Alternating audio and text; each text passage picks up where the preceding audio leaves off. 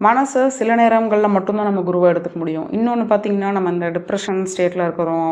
அப்புறம் ஸ்ட்ரெஸ்ஸா இருக்கோம் அப்படின்லாம் சொல்றாங்க இல்லையா? இதுவுமே மனசு தான் குடுக்கும். ஏன்னா, மனம் பார்த்தீங்கன்னா, நமக்கு நல்ல விஷயங்கள விட கெட்ட விஷயங்கள தான் ஜாஸ்தி குடுக்கும். ஏன்னா, அதுக்கு அதுதான் ரொம்ப ஆழமா பதிஞ்சிருக்கும்.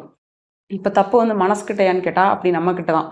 மனசுகிட்ட கிடையாது. ஏன்னா, இப்போ இப்ப நான் டக்குனு உங்கள கேட்கிறேன். உங்களுக்கு ஒரு ஹேப்பியான ஒரு விஷயம் உங்களோட இப்ப 30 வயசு அப்படின்னா, உங்களுக்கு விவரம் தெரிஞ்சதுலருந்து ரொம்ப ஹேப்பியான விஷயங்கள் சொல்லுங்களேன் அப்படின்னா, நம்ம கொஞ்சம் யோசிப்போம். 1, 2 சொல்லுவோம். ஆனா, இதுவே உங்கள ரொம்ப கஷ்டப்படுத்தின விஷயம், எதுக்காவது நீங்க ரொம்ப அழுதுருக்கீங்களா? ஃபீல் பண்றீங்களா? அப்படின்ட்டு இன்னும் பார்த்தீங்கன்னா, இந்த மீடியா இன்டர்வியூஸ்ல கூட பார்த்தீங்கன்னா, நெகட்டிவான விஷயங்கள் நெறைய கேட்பாங்க.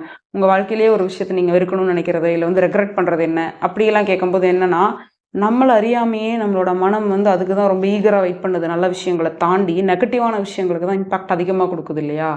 அந்த மாதிரி நம்ம நெகட்டிவான விஷயங்களுக்கு நம்ம மனத பழக்காம, பாசிட்டிவான விஷயங்களுக்கு பழக்கணும்.